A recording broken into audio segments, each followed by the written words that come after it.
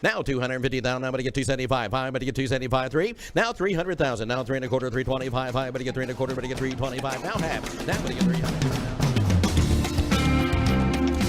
And good morning from Dallas, Texas, at Lincoln Center at the intersection of the LBJ Freeway and the North Dallas Tollway. Welcome to another episode of the Mike McGavel Jones Show. And today we have a good friend, a guest that I've been trying to get on this show for a long time. I've had the pleasure to know this gentleman for many years, and but really have gotten to know him better over the last 2 or 3, maybe 4 years. And I'd like to welcome to the show Henry Munoz. Thank you so much. Glad to be here with you, Mike. So you are considered by many, including myself, to be a Dallas music icon. Well, that's what they call me. When you play that long, I guess you get that title. But. Yeah, I added another piece to that. Dallas music icon and treasure. Oh, my heavens. I know. I'm a treasure. Wow. You're a treasure. Well, you know, you have a vast history of being here in Dallas, and I'm going to try to cover as much as I can. I don't know if I can cover it all, but how does that make you feel? And I know I just had one of those benchmark birthdays. You just had a benchmark birthday, and I was proud to be there the night that we celebrated your birthday. You turned a young, spry 80 years old. Yeah, November 30th. November 30th. And of course, I had my 60th, and you came.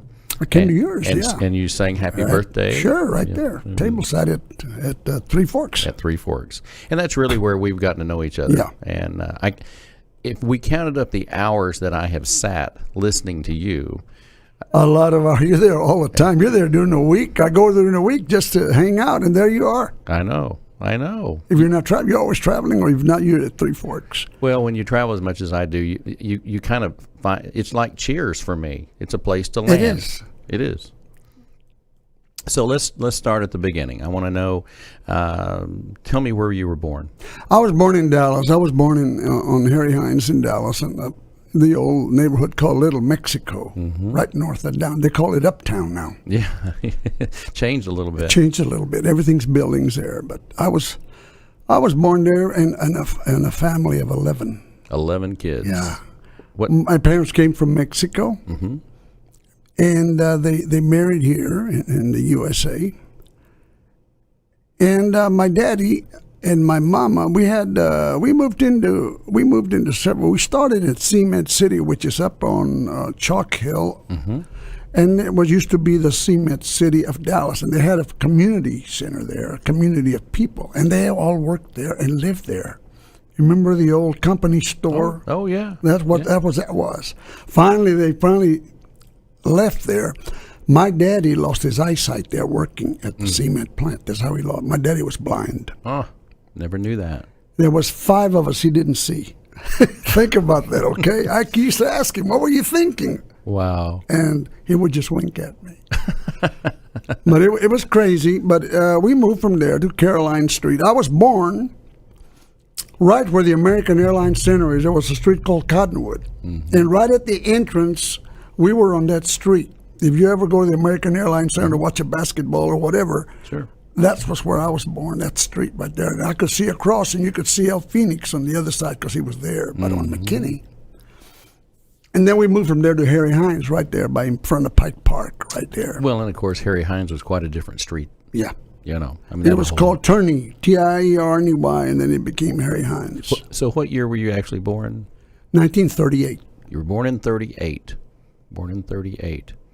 So you've seen Dallas change. Oh, yeah. 100%. Oh, yes, sir. I remember when I was little, my mama took me to the Magnolia, and I was scared to go up on I was scared of the Magnolia building. You know, the Magnolia building, like 20 stories. Oh, yeah. With a horse on top. Oh, yeah. You could go Iconic. upstairs.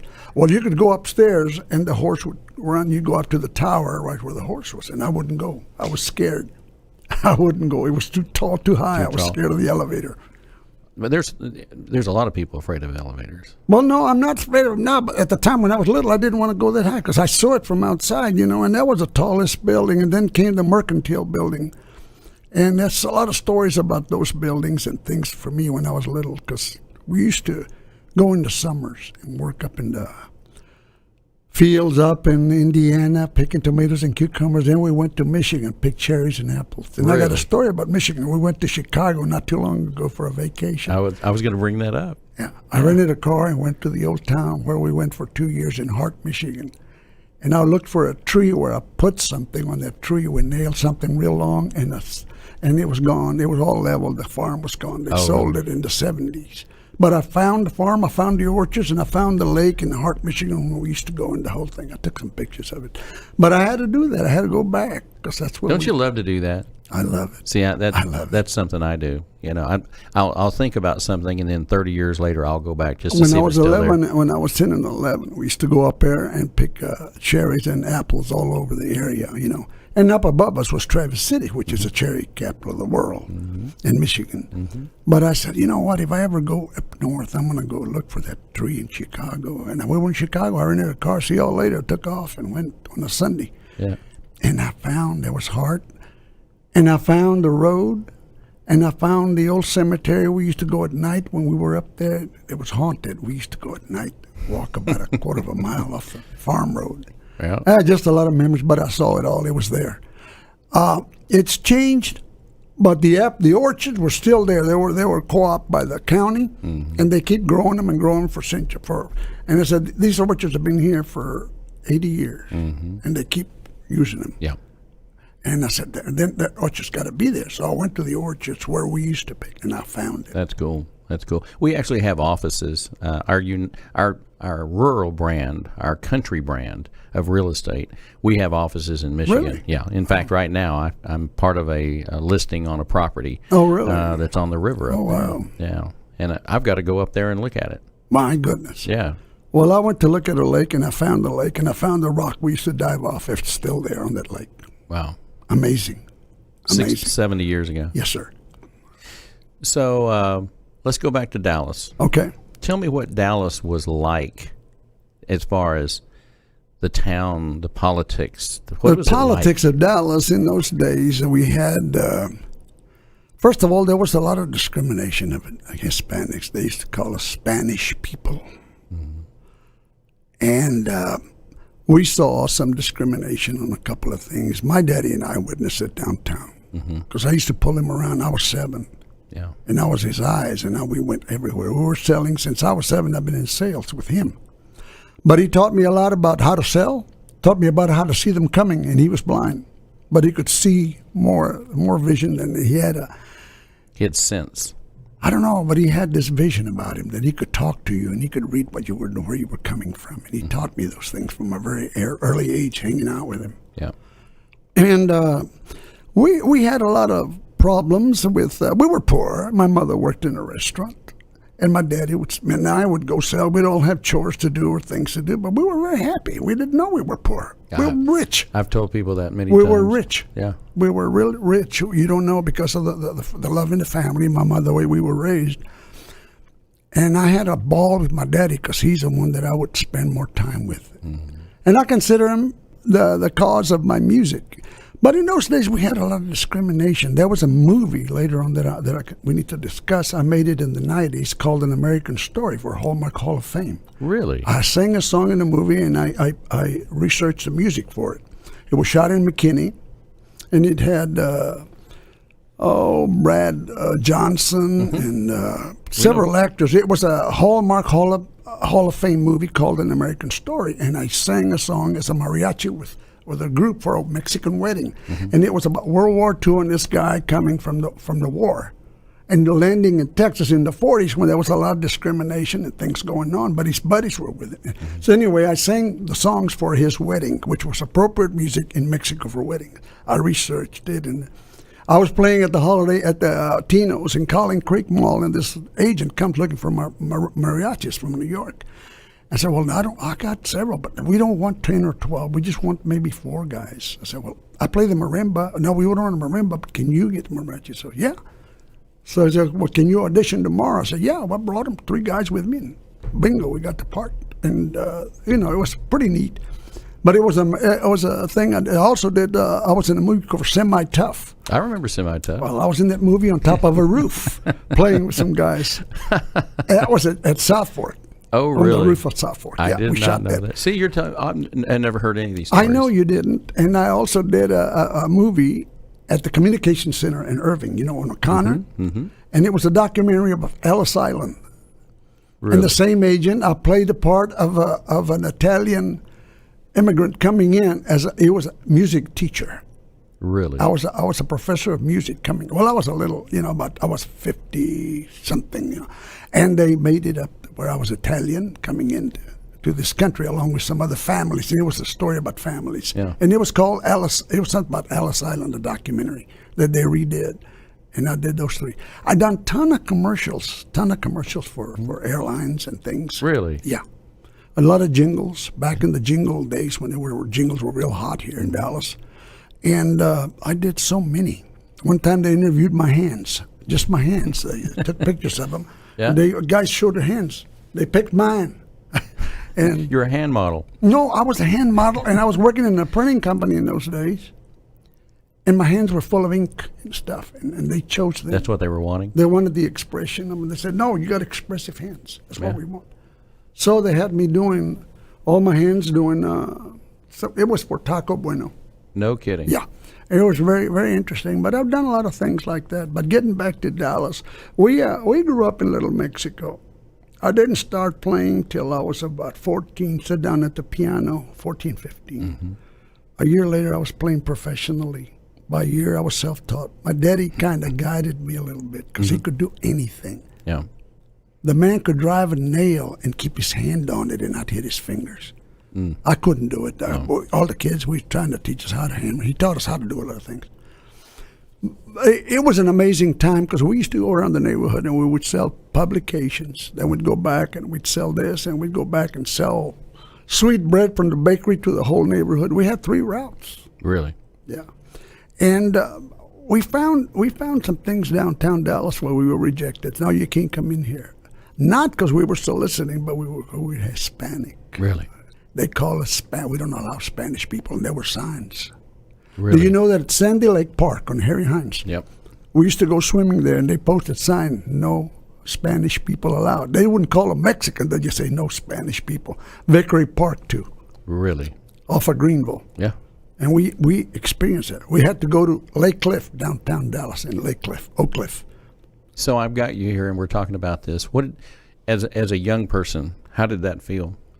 I didn't know the difference because I was just living the life, and I just followed my daddy. He would just wink at me. This is all going to pass. He used to tell me, these people are ignorant. And when you see things like that, just blow them off because people are good. And they are. They are. And we never did pay much attention to that. And You're too busy trying to make a living. well, trying to survive. My friend, he was blind, and my mama was working in a restaurant making $40 a week. Yeah. So your dad, so he was the most influential person in your In life. the music and in my life, I think he was. My mama was the one that kept us all together. She was the one that set the rules and kept us. Kept the glue together. But my dad and he taught me how to do things, I only have a 10th grade education. And I'm self-taught in music. I've done it all. I've done everything in music there is to do. I've had big orchestras. I played the Mayor Ball International with an orchestra. I've done it all. Well, let's talk about that. Let's go back. So you learn how to. Is this a true story that there's a picture at El Phoenix? Yes. Tell me about it. There's a picture, a lot of the El Phoenix restaurant, if you go toward the back, there's a picture called the Trio. And it's not a trio, it's a 5-piece band. And one of my first mentors that I started playing with was Joe Azcona, Azcona. He was a tropical singer, troubadour type guy, and he had a little band. And I played with this band at El Phoenix on McKinney, way back. And they took a picture of that with all the old pictures of and we're in that picture. I was 17 years old next to him.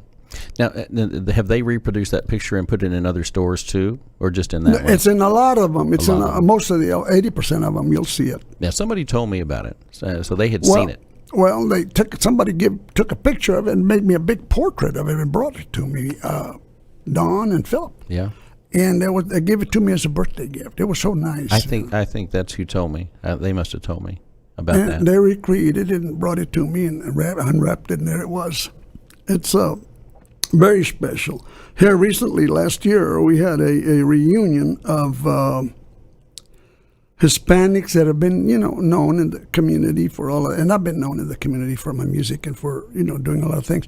But they featured for a month or 2 months the Hispanic musicians and the culture at the old Latino Culture on Live Oak. Mm-hmm. So they put pictures of all the old music and all the old music. And the one that came in that we went to school with was Trini Lopez. Oh, really? Trini Lopez went to high school with us. Is that right? Crozier Tech. So did Sam DeSham, Yeah. Willie Bully. He went to Crozier Tech. I didn't know that. He came in. They all came in, and then they took my picture. They came to Three Forks, took some pictures, and they also interviewed us.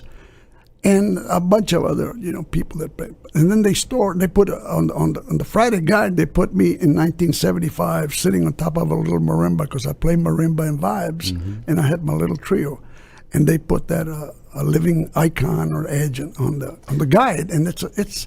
I have to show that to you. I have it. I'll bring it to you. Sure. And then they also wrote a story about me in the Dallas Morning News about doing the movie. Oh, I'm sure. Yeah, and how that came about and how the agent came and found me and what it was about. It's been a real. Where was, just a side question, and I don't know where this is coming from. There's something in my mind. Trini Lopez, where was he born? He was born here in Dallas. He was born in Dallas. He went to St. Anne's down on downtown school. I went to St. Anne's. Then we moved from St. Anne's to public school. I went to Cumberland, where the Fairmont is. There's a building that was redone. That was our school. Really? Then we went to Crozier Tech, which is on Bryan, that old building down there. He went there too. And Trini Lopez was born on Caroline Street. Where you lived? Yeah, 3 blocks from where I lived. I lived on Harry Hines. He was on Caroline. And I've got a picture somewhere where Trini Lopez's mother was bathing him in a tub outside. Trini Lopez was very, very focused on what he wanted to do. Knew what he wanted to do. He knew, and he followed he stayed focused. Yeah. And he was very famous. Very famous. Very famous. I mean, there are those of us of a certain age that still, of course, he was in the 60s. He was a big deal in the 60s. Deal. Well, he made that movie, Yeah. About what was it? The 12 guys that went in. What was that movie? The Dirty Dozen. Dirty Dozen. He was in. that he movie, was in that movie, and very prominent. About 3 or 4 movies, and he made a lot of big cuts. And he was associated with Sinatra and the Red Pack for a while. He was in that groove. He was definitely a Vegas guy. But he was. Yeah, he was. I saw him in Vegas, and met him again in Vegas. Mm-hmm. But him and his brother, very good entertainer, Jesse. Yes, I remember that. And he. When we was in high school, he used to always be in plays and singing in high school, in grammar school, and then he started his little band in high school, and he had the Crozier Tech. Did he not? Am I wrong about this? Did he not play a smaller guitar? He played a guitar, electric guitar, and he played a smaller one. Yeah, he played acoustic too. Yeah. But Trini was very talented all along. I've seen publicity shots from back then. And when he was in high school, well, all those shots came back to this tribute that we did for Hispanic musicians last year, and they put me on the paper on that one, and they came to Three Forks and took pictures of me playing there. That's cool. And they put it on the screen. Mm-hmm. We had a viewing. A lot of people came to the Culture Center. We had all that on, and we were also interviewed there along with a bunch of other entertainers. I would love sometime. I've thought about this quite a bit. I'd love sometime to get a camera crew to come in and really film you guys playing. They're at Three Forks. I don't know as much about Table 13, although it's on my list. Table 13 is a good restaurant. It's very nice, and they've been real nice to me. It's a little louder bar. Mm-hmm. It's positioned in a long entrance bar on the right of the dining room, and I'm way in the back, and the entertainers are in the back, kind of. But it's a very strange place because the acoustics there, are different. They're all over the house, but we're centered in the back. Over here at 3/4, you walk in, that's the first thing you see is a band, right in there, and the bar to the left and right. How you. Sure. Well, you frequent the bar a couple of times. You should know that bar. You should own it. I should. Well, I bought the front doors. The stained glass doors. Always glad to see you. And then Gloria said, well, there's Mike. There's Mike. There's Mike. Mm-hmm. Speaking of Gloria, what year did you meet Gloria? I met Gloria when we were like 14 years old. She was 12, believe it or not. And then I was 15. She was 13. It took me... I met her, where Nick and Sam's is on... Sure. There was an old theater called the Pan American Theater. Mm-hmm. It was all Mexican shows, Mexican movies, and comedians, everything. And it was all black. And she used to live right on Fairmount, right behind it. And I would walk over there, and I'd hang out with my buddies, all the little gang Pachuco type guys, would sing on the wall. And she would pass by the wall with her friend all the time. And I looked at her, but said, I don't have a chance with her. She's from the other side of the tracks, and she's a real prissy girl, Well, you know how Gloria looks. That's the way she looked when she was She looks like a doll all the time. Well, that's the way she was when she was in school. Yep. Always immaculately dressed and everything, real proper. And I was from the other side of the tracks, You were no good. I know.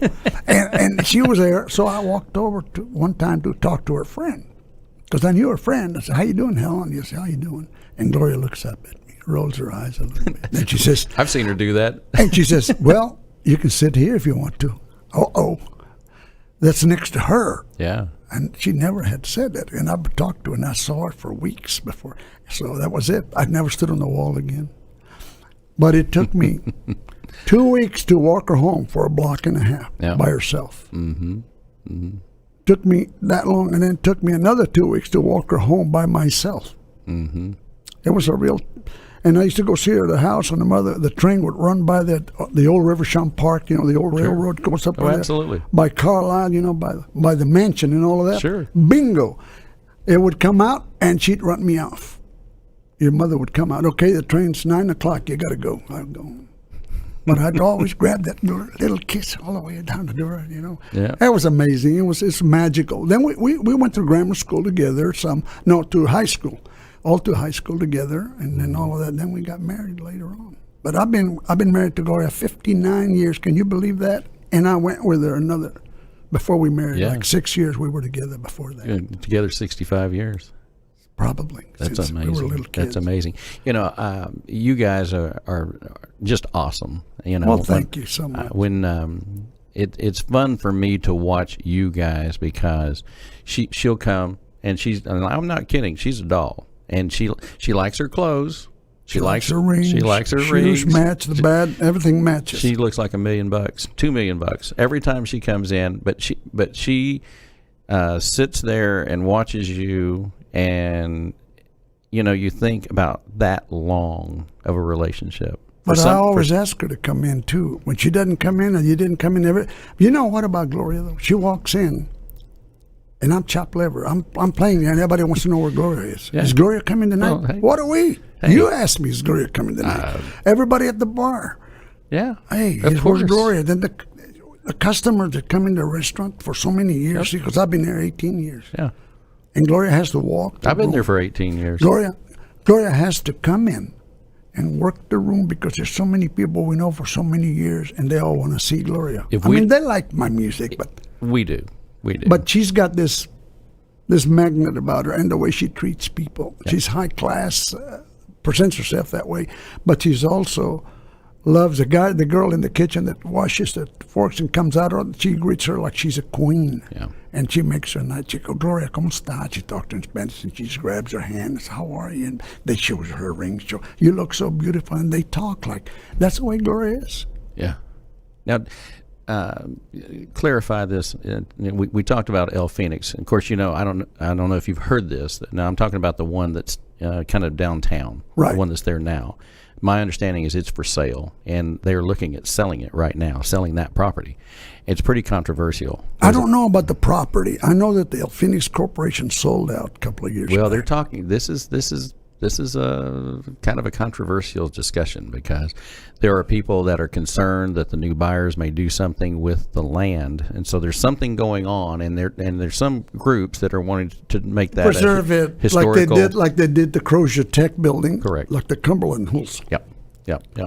Now, Phoenix, when they started, they were not at that property; they were across the street. Mm-hmm. But that property has also got the icon family, the Luna family, Tortillas, which was there from the 30s or late 20s. And that was a landmark in Dallas. Every time you see Channel 13 or anything about the country of the Little Mexico, you'll always see El Phoenix and the Luna, the Martinez and the Luna family come by. My mother got interviewed also for that, and they showed a picture of me with Josco and some of the old players. But the Luna family and that's in the same connection, that whole building. Now the Luna family is where that Micomaya is down there now, right around El Phoenix. They brought that, but it's changed a lot. But they're trying to preserve that. But I don't know much about the politics. Well, I don't know the details. I just heard some grumblings around. Yeah, of course, you hear a lot of things, but that always, anytime it affects what I consider a landmark. Because it's a landmark. It's a landmark. Yeah. That's a landmark. It's hard for me to see all the old buildings go away. Because, we live in this society now where they have built a building for 20 years and then tear it down and build something else. I know. Well, right around there was Hernandez Grocery. That's another icon. That's been there since, my God, when I was born. And all of it's gone. The whole neighborhood where we live in Mexico, it's all now uptown. Yep. Bookout, Pearl Street, and all those streets are now these little condos, real high-dollar condos. Sure. And the lady said, "You know where Bookout Street is?" Just I played a little job for a doctor friend of mine. They're private. I live in Uptown, and I'm in a place on Bookout. You know where Bookout is? Bookout. That's my stomping ground. I was born right there. Hines Payne, all those streets were Little Mexico. I used to pull my daddy around there. That's wild. And I got some stories about my daddy.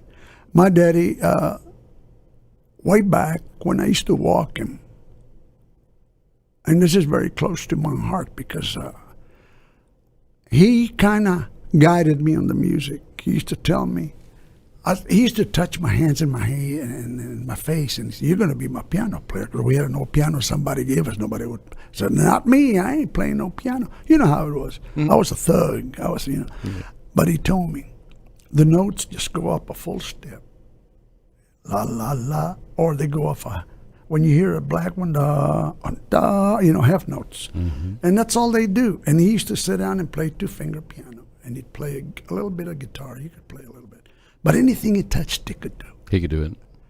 We built a driveway in our old home in Little Mexico at the age of 7, and my brothers, the little brothers, with his eyes guiding us, because he knew how to do it. We built the whole driveway with him telling us, "Okay, run the string like this. Now you nail the board like this." "Well, how do you do that?" "Let me show you. Get the nail." And he'd nail it and show it. "Now go do the form." We'd do the form. And he'd pour the concrete, because he was a master at concrete. That's what he did. Sure. So, bungo. And he said, "Now level it. Now make sure that the level has the drop in the middle." We were his eyes. He knew exactly what he wanted. And he was focused on what he was doing. He had could see vision. it. He could see it. He could see it. Yeah. He said, "This looks good." How do you know it looks good? This looks good. And it did look good. And we did it with his eyes. But I got sidetracked. My daddy, when I was playing music, he inspired me a lot to do it. And then Gloria, bless her heart, I started playing when I was real young. And she was my girlfriend. And then we got married, and I was playing full-time.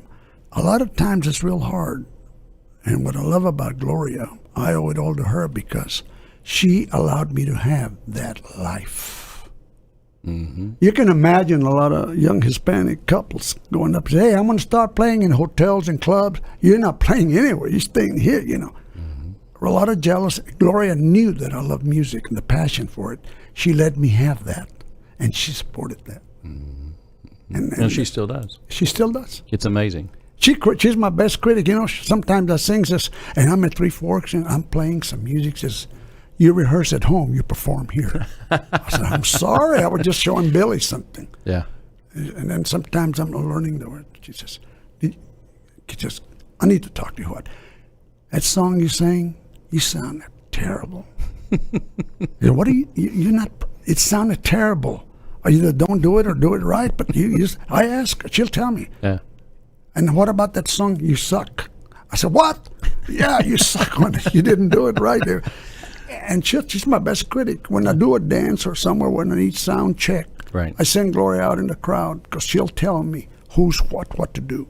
Forget the engineers that are running sound. I said, you listen to her because she knows. Yep. She knows exactly what I need to sound like. Well, she's only had 60 years to practice. Well, I know, but getting back to my dad, there's a story. I used to play at the Mansion on Turtle Creek when it was a 5-star hotel. The best hotel in the world for years.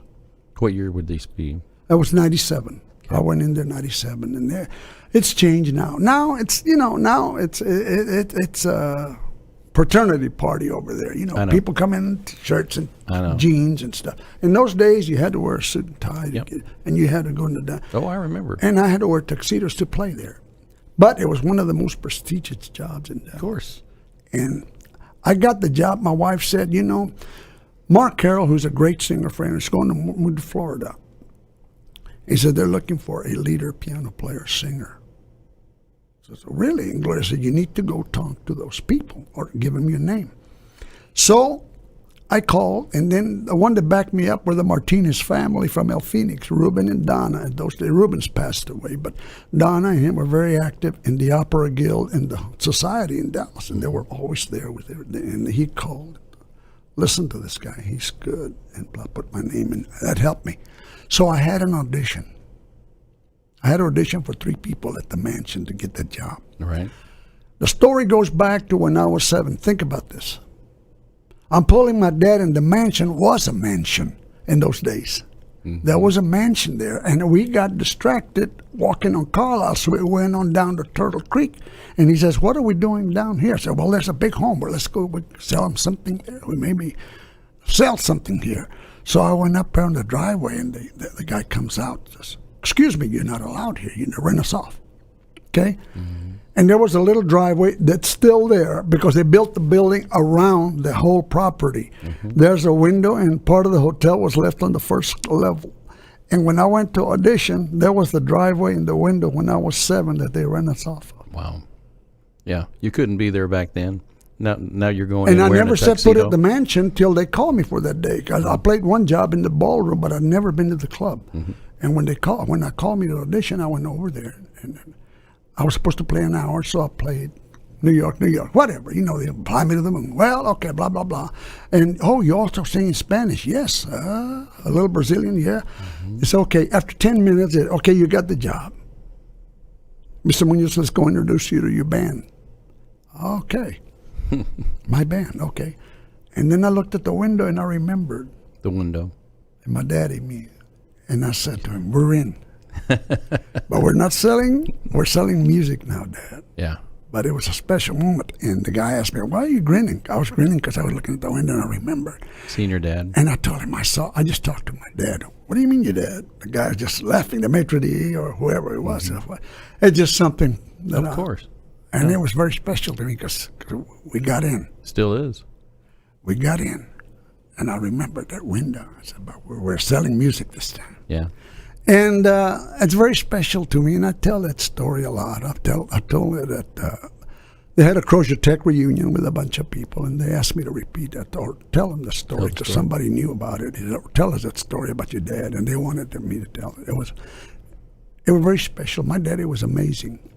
One time we were out there in the old neighborhood selling, and we'd go to all these little stores, and they had little beer gardens. And my mom, keep him away from those beer gardens because he starts talking politics and about the revolution, and he loved Roosevelt and this country. Yeah. He was a true lover of this country.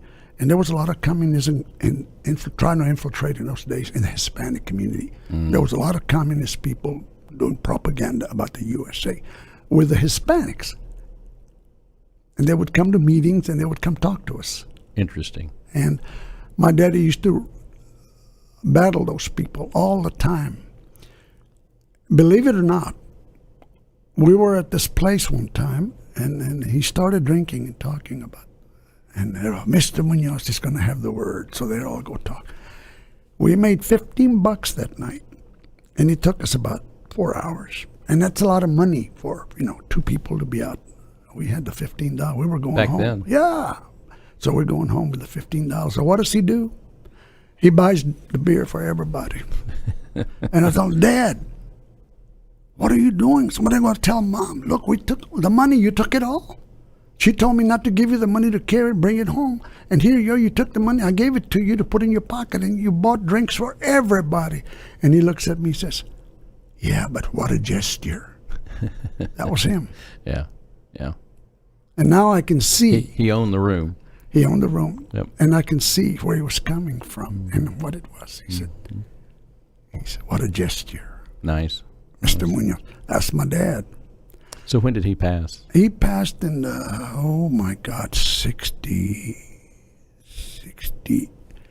68, 70, in 70, 71 he passed.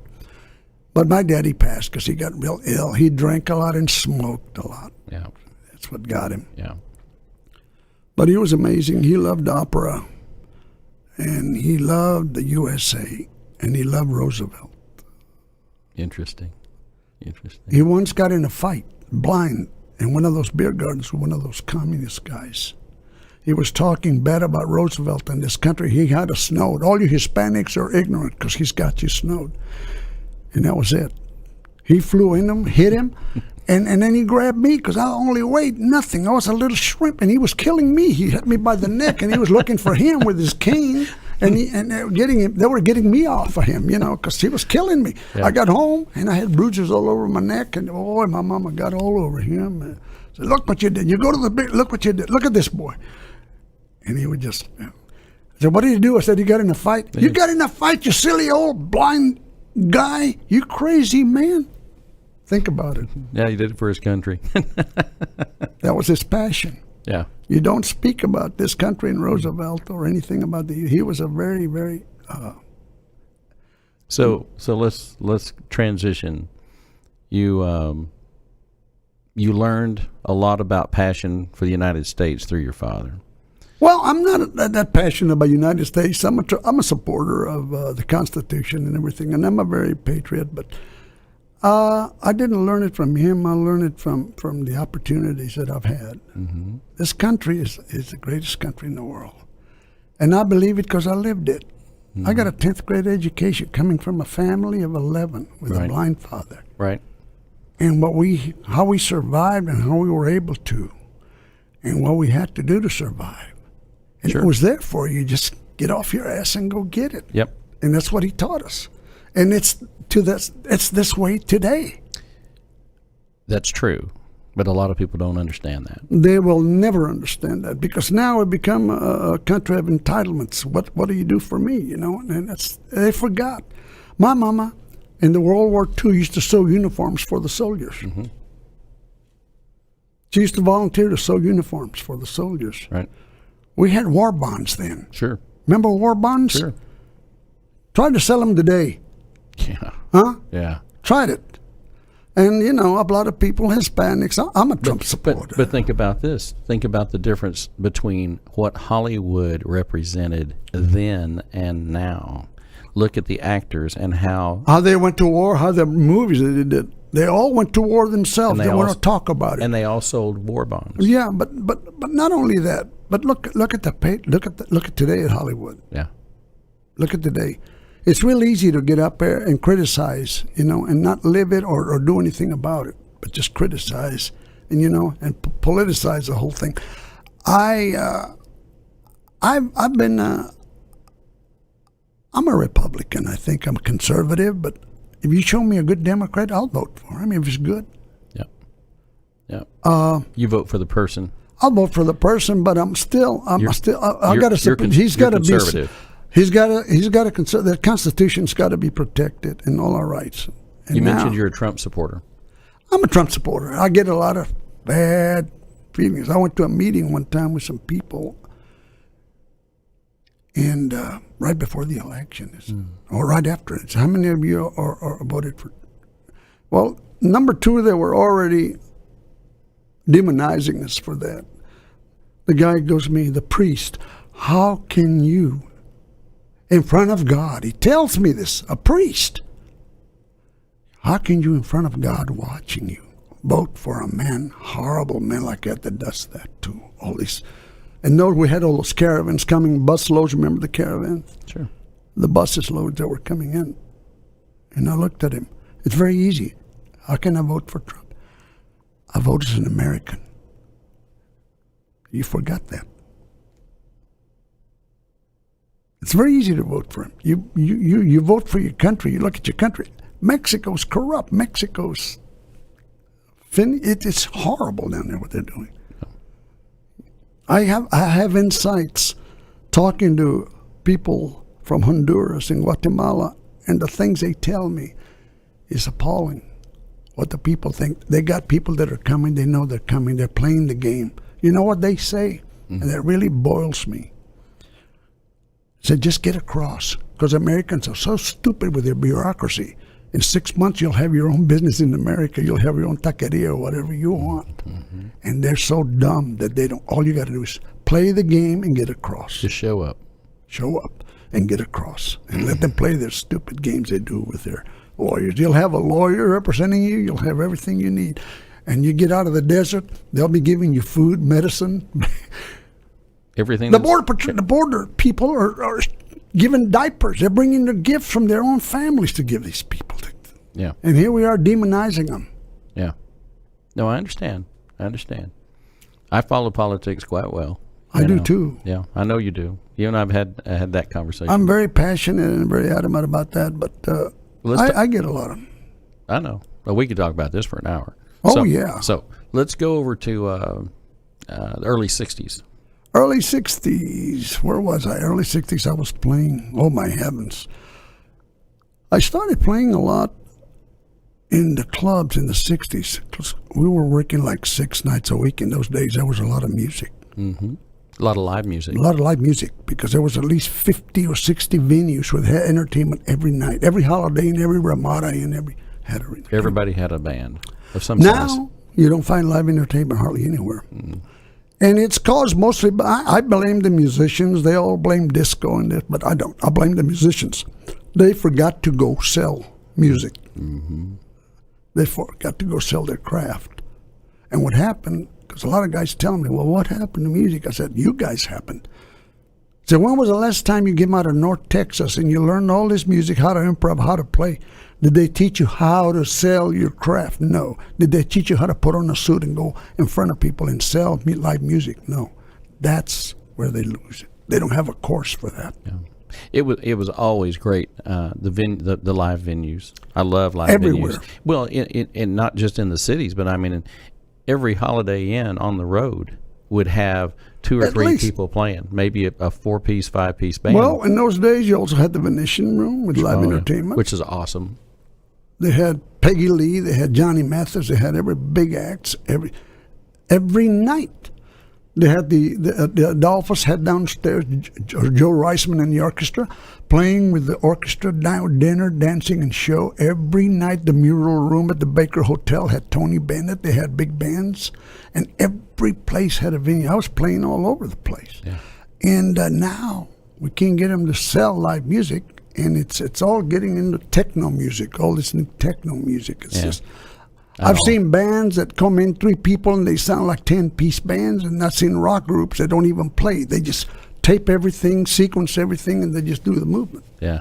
And collect ridiculous money. But that's the way it is, and that's what music become. Go to Vegas and see what's going on. I was getting ready to bring up Vegas. I was actually in Vegas when the transition happened. Of course, they blamed it on the union. You know, the union was the players' union. They were making demands. And you know how that doesn't always go over really well, which is kind of interesting when you think about unions in Las Vegas and how Las Vegas used to be. Let's talk about the Carousel Club. Okay, when I was in '63, I was playing for Jack Ruby at the Carousel right before he shot Oswald. I left the 6 days before that happened, in fact. And I went to play at another place. And Dude, the drummer that works with me, he worked for Jack Ruby at the Vegas Club on Oak Lawn, because he owned the Vegas, Oak Lawn and Maple. Yeah. And I think Trini Lopez played there in the old days, and a lot of people did. And I was downtown with Jack Ruby, and it was a private club. You had to be a member. In those days, you couldn't buy drinks over the bar. You had to go. They had the private You club had to join. law. You had to join. Yeah. Yeah. And I remember that. I remember having to pay for a membership to have a Yeah. drink. So, and downtown, everything in those days was downtown. All the clubs, all the entertainment, you'd get dressed, you'd go downtown on Commerce. You'd go to the baker, the hotel, everything was downtown. The club, the restaurants, everything was on Commerce, Ackerd, on all of that area. It was the draw. It was the draw. Everybody had to go downtown. And we all got tuxedos and went downtown. And I was playing at the Carousel upstairs. And I used to play the strip shows. I was 23, maybe. I don't remember how. Real young guy. The burlesque shows. I had black hair, and I'm doing. And I go up there, and this girl comes out on this. They call it burlesque. Long piano and a long stage, a piano. And she came out the first time. I said, "Okay, Jack." Jack Ruby says, "So you're going to play for the strip show?" Well, just play. This is what you want. Okay, so I played. Was that? Were you talking about? Are you talking about back when Candy Bar was playing? Yes, Candy Bar was at the Colony. The Weinstein brothers. They had two theater. They had the Theater Lounge and the Colony. Candy Bar was at the Colony, and Chris Colt with the 45s. Yeah, yeah. The girls with the 45 guns. Yeah. The 45. She was at the Theater Lounge. They were headliners. And then he had his own, and in those things, burlesque was the thing, you know. Sure. So the girl would come out with the feathers, real beautiful, the white gown, and start taking the feathers and doing the music, and then she'd completely get naked, completely naked, right in front of me. So the first day my eyes were popped, I told my wife, she took all her clothes off. 2 or 3 days later, they wouldn't care. I just wanted to get the gig out of the way, you know. Yeah. It gets old. Yeah. I played at the Colony Club, and the strippers come out, and they've had a little curtain that you could see through, so you could see the dance movements. And I played Kind of a shadow. Yeah, and I played there a couple of times, and I saw Candy Bar a couple of times, you know. Yeah. She was iconic. Everybody knew her. And I was real young, but real naive, so I was playing, just doing I just wanted the gig. Because, you know, I'm trying to buy a home, I'm working day and night, and I got my first child, and I was just my first son, and all I was focused on was making money, baby. and it wasn't paying much money, but we were working very hard. And sure enough, it was a different ball game then, the music industry. Sure. And it's gone down, and it's gone down. We keep there's a lot of new venues and restaurants, but nobody sells them music, and some of them would probably do it if they ever tried it. If somebody would convince them, you need to try. Sounds like somebody needs to become an agent and focus. There are agents, but focus on small venues. There's Star Group. You know, Three Forks. When we got there, I got there a year after they opened. They had a country western guitar player there. That's what they had in the front there. Yeah. So Gene Street saw me at Albanese on a private party, and he had seen me at the mansion. And he tell the guy to come talk to me. I got this new place called Three Forks that I just got for the CRO Corporation. Dale Wamstead built it. Yes. Well, you know, Dale Wamstead built Del Frisco's, and he built Texas and the whole shopping center out there. Yeah. That's Dale. Another character, another story. And Gene Street was a character, another story, because I knew Gene Street back before he did the Black Eyed Pea. I knew him way back. Yeah. So, great guy. But, you know, they just had their big anniversary at Three Forks, you know, last year. Yeah. Or I guess it was towards the end of last year. He was there. Yeah. Oh, he was there. Dale was there. They were all there, the whole gang. I was playing up there. I didn't get a photo with Dale, but I did because he was in and out. He didn't stay very long. But I did get with Gene, because I've known Gene. Gene is amazing. He's the one that brought me, and Dale's the one that kept me there. Yeah. Both of them. Then Gene sold the corporation. Yeah. And then he got out, you know, and then they got new people. But we're still there.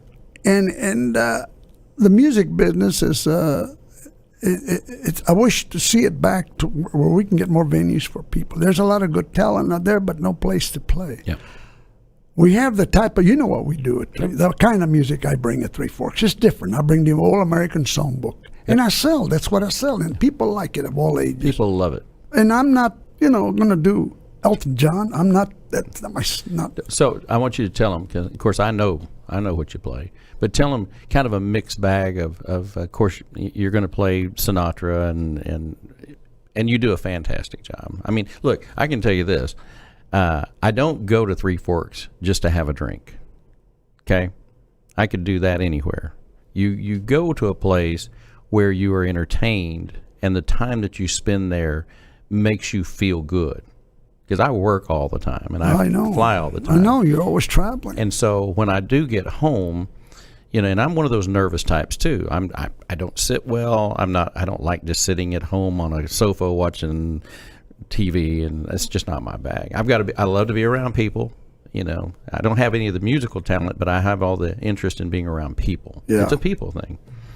So tell them some of the other types of music you play. Well, we have also a salsa group, Latin group, because I do Latin music. I started in Latin music. My career in music started at El Phoenix in Casa Linda. Think about it, back in 57, 56. One time I was working as a busboy there, and the Martinez family from there have been wonderful to us. We know all the family, all of them. And I was working there for Gilbert, one of the brothers, and Mike Jr. And I was working as a busboy, waiter, both trying to be a waiter. And this guy comes over, and they had a little trio every night. And the piano player, for some reason, disappeared or got drunk or whatever. Mm-hmm. And they told me, well, we don't have a piano player. And I think one of the guys says, this guy plays. He pointed at me. I said, well, no, I'm not professional. I'm just starting out. I just know some tunes, but get over there. So I started playing. The guy, and I was playing, and they liked what I did, but they struggled with me a little bit. The guy said, you're good and all that, but if you can learn 10 songs next week, besides, very limited liberty, but you just give me 10 more songs, you got this gig every night. I learned 20. You had to go to work. I learned 20. Quick, because I play by ear, and I'll just listen to all the records. Bing. Have you ever read music? Never. I'm self-taught. I started playing the piano, one note here, then I started doing 2-chord things, and I bought 3, then it became, and I wouldn't even know what the notes I was playing. I had to go buy a book that had the hands and the notes on the hands showing the notes where they were on the piano. But I started playing before I even knew what a lot of the notes were. Yeah. Well, that's the way a lot of people have learned the And guitar. the guy would ask me, what key are you playing? F? I said, I don't know. What's this? Oh, you're playing that in C. You're playing that in G. You didn't know that? I said, no, but I'm playing it. But can you play it in F? Because I sing it in F. Okay, one lower. So I started looking one lower. And I just wrote. Just had to learn it. Well, A flat. I wrote the notes, but with letters. And then I started writing chords with loaded, and I memorized them. And then my ear took over, and then bingo, I got them. To this day, I'm still doing that. Well, you're on autopilot now. But if I show you some of my music that I've written, it's on a computer. I'll play it, and the computer writes it all out for me, transposes it, does everything. Wow. And I've got some tunes that I've written, and I used to arrange for an orchestra, some arrangements. So I want to make sure I cover as much as I can. And we've still got some time because we start a little bit later. Back to Jack Ruby. So the deal goes down. He shoots Oswald. What was Dallas like at that moment when the Kennedy It was real dark. assassination? Everybody closed. I was working downtown. I was working as a linotype operator back in those days at Taylor Publishing. Really? Yeah, I was setting type. Okay. With the old linotype, remember? The old hot metal. Oh, yeah. And Well, just so you know, when I was in high school, I was a journalism major. Really? And I was the editor of the yearbook, and Taylor was our company. Well? And they tried to hire me as a speaker. Now, this is right out of high school. Oh, my Lord. I came to Dallas. I interviewed with them. They wanted me to become a seminar instructor on how to do yearbooks. And that was my first love, other than I had a love for radio, and I was working in auctions. I'd been working auctions for 2 years. Yeah, I was over there when they moved. They made the offer. They offered me in the late 70s. They offered me $900 a month and a car and an expense account to take that job. Oh. And I had one auction job, and it was paying me $100 for 3 days. But they were offering me $900 for the month, and the deal was, if I did these seminars for a couple of years, then they would give me a territory and I would have the yearbook sales, and I would have the Balfour ring sales. Oh, the Balfour ring. I remember those. So I passed on because I had a lot of friends that were big up in the chain. Yeah, I remember those, yeah. They said the only thing that we're going to require you to do, because you're young, is we still want you to go back to college and get your degree, because nobody in this level of work at Taylor Publishing in Dallas doesn't have a degree. Yeah, I used to work in the line at we used to set type for those yearbooks. That is something. So we have a connection there. Yeah, we do. And so it was a dark day in Dallas. Oh, yeah, it was a dark day that day because we were setting type, and when the news came out, all the machines turned off. And we said, well, this happened, and everybody's in shock. We were all, oh, my God, I can't believe it. Nah, you're kidding. Really? We just saw, a lot of people saw him on Love Field, right off of Dead and Drive, getting off of Love Field. You know, Dead and Drive, and right there's a Love Field. That's where the plane was. And we were on Dead and Drive. That's where the plane was, right there. Right? Mm-hmm. We were about what? From Taylor Publishing on Denton Drive. We were close. Blocks, couple of blocks. Yeah, about 2 blocks. So where he landed, a lot of people from Taylor went over there, and then a lot of people were getting back to work to go see the president come in, and then bingo, it happened, like on the way. And we couldn't believe it, so it got real quiet. We all turned our machines down. And the guy said, let's turn the machines off for a minute. This has happened. Let's do it in memory of what happened. It's a dark day. The owner came out and talked to all employees. So we just turned all the machines and just did silence. Just think about it. Then it all went quiet. Then nobody worked. The guy says, we're going home. We're just the typesetters all up. So let's just call it. We're closed for 2 days. That day, then the next day we didn't play. And all the rock stations, all KVIL, all KLIF, all the stations were playing nothing but classical music. Really? For 4 days. The whole city just shut down. Gloria worked for a law firm downtown, Vile Hamilton, Coke and Tub. And they just, real dark, all the lawyers, the judges, everything went quiet. The churches got full. Mm-hmm. Everybody went to church, and nobody. And there was a lot of tension too between people that they just kind of came together. I had buddies I didn't get along with over there. They didn't like them. Then we looked at it. Hey man, it's a bad thing that happened. Then we focused away from. We didn't like each other, and we just talked. Hey man, you believe this is happening? I had a guy who hated Hispanics, and I knew he did. He was a real racist, and he worked there. And he came to me and says, man, he told me, it's a bad day, isn't it, amigo? I said, yeah. And he says, well, so I'm going to go home. I'm going to go pray. I'm going to go to church. He says, you ought to do the same thing. I'll see you tomorrow. He never hardly ever talked to me. But for that moment, connected because of the tragedy. It brought people together. Yeah. But it was a very, very dark day. I remember how quiet everything was, and then the craziness. After the craziness, the next day or two after they arrested him, there comes Ruby, another story, another crazy, right on TV. I couldn't believe I was seeing that. I had just talked to Jack Ruby. What do you think? What do you think?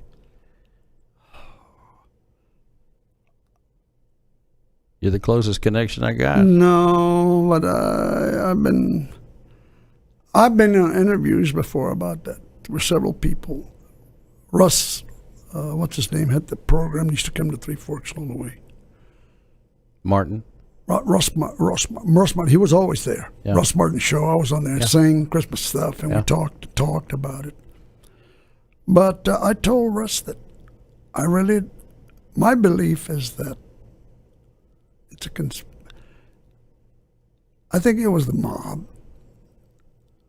because of what Kennedy did.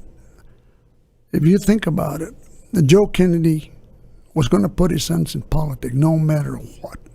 He ran the mob in the show, influence. Then comes the mob, and all that stuff. Then comes the Cubans. They blamed the Castro, the CIA. They blamed it on Johnson. They blamed everybody. They didn't know. The Warren Commission sent out investigations, on it. but I think it was a hoax. The closest guy to it was a guy down there, this DA in New Orleans. What was his name? The DA. Garrison.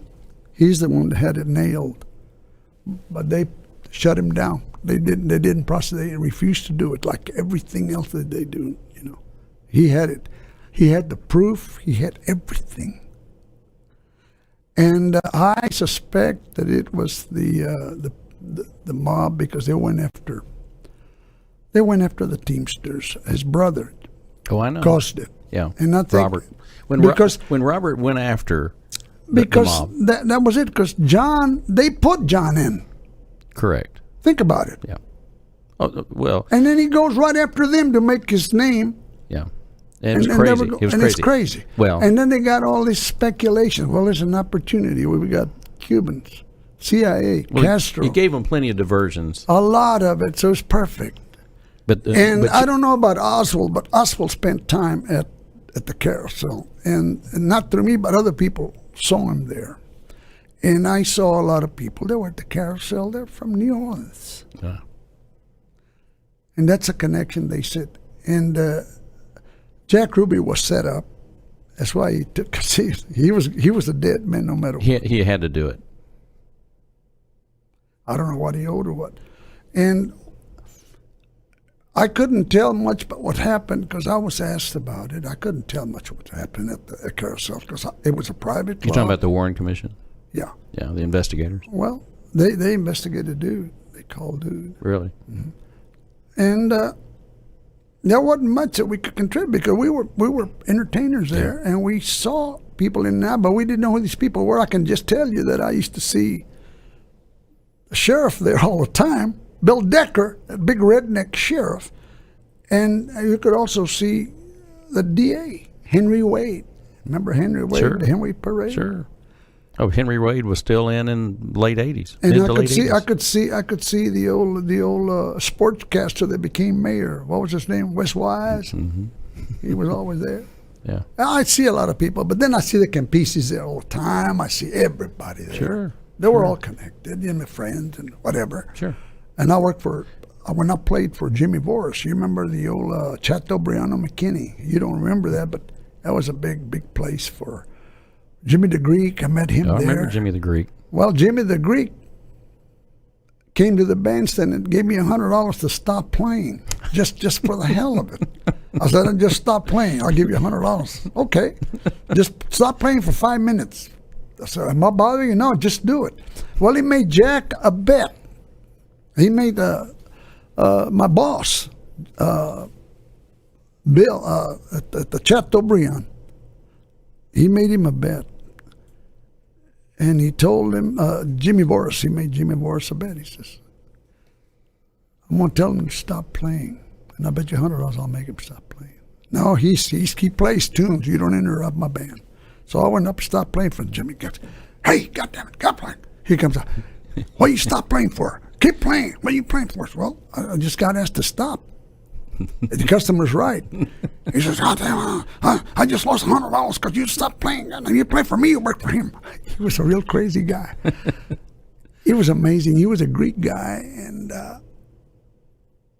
you got to understand, I worked for, it was crazy. I cannot imagine how I got, that's another story. There's just so many colorful stories about my music. Sure. I met Jimmy Voris through Jack. There was a guy named Miller who had a club. He was a bartender, but he was known all over. Later on, he had his own club on Lemon. And all the newscasters were his buddies, and they all went to his place. Yep. And he's the one that got me the job with Jimmy Voris. He took me over there. I brought a contract and a picture of me. He took the picture, tore it up, tore the contract. He shook my hand and says, if I tell you got a job, you got a job. It was done with handshakes. Sweet. We're going to have to wrap because we've used up our time. However, I want to just mention a couple things. Gloria has been with the tax appraisal district for many years. She has, yes. How long has she been, do you think? At least 6 years, maybe more. And she's really good at that. She really enjoys it. Yeah. She loves it. So she knows a lot about real estate. She knows about what value on property. Oh, yeah. So she and I have a lot of conversations about that. Well, my friend, you've seen it. You've done it. You've lived it. I know. You've got the greatest stories, and we could do a series on you. But I want to tell you how much I appreciate you. Anybody that would love to hear some great live music, they need to go to Table 13 on Thursday nights and Three Forks on Friday and Saturday. Right. And we love you to death, and I consider you a great friend. Well, and thank I appreciate you. Thank you for being having me. I enjoyed it. And I'm glad that you were able to come. Well, be I hope with I us. answered questions. There's so much, and I know. just don't know where to start and where to finish. Sure. Henry Munoz is a class act that plays great music in Dallas. We want to say thank you for joining us, and we look forward to seeing you again next time on the Mike McGavel Jones Show. And Henry, we'll see you at Three Forks. Thank you. God See you bless then. everybody, and we bid you adieu from Dallas at Lincoln Center at the corner of the LBJ Freeway and the North Dallas Tollway. Till next time, see ya.